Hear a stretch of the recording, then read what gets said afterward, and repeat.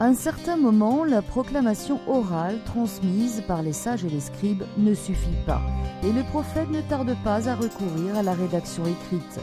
Mais le processus est long, les textes sont d'abord gravés sur la pierre ou écrits sur des tablettes d'argile. Là, on a un petit objet qui est la copie d'un original découvert justement à Jérusalem, en argent, reproduisant une partie de la Bible. On pense que cette partie de la Bible est la plus ancienne de toutes celles qui ont été réellement écrites sur quelque chose et dont nous connaissons l'existence. Le minuscule fragment d'argent remonte au 8e siècle avant Jésus-Christ. Dessus est gravée la célèbre formule de la bénédiction sacerdotale rapportée par le livre des Nombres.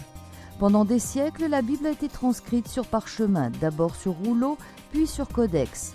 Les premiers textes bibliques étaient copiés sur des rouleaux de papyrus, puis il y a eu les codex de parchemin réalisés avec des peaux d'animaux. Le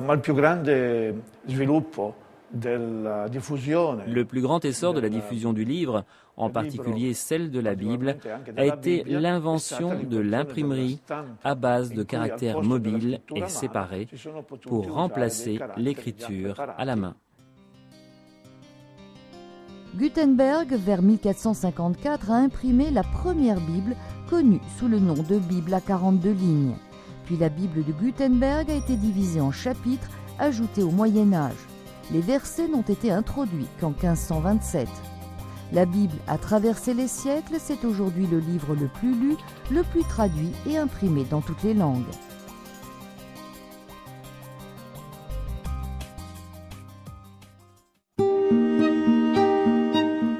Lampada per i miei passi è la tua parola, luce sul mio cammino. מה אהבתי תורתך, כל היום היא שיחתי. 你的语言是我步履前的灵灯，是我路途上的光明。 Ты покров мой и щит мой, на слово Твое уповаю.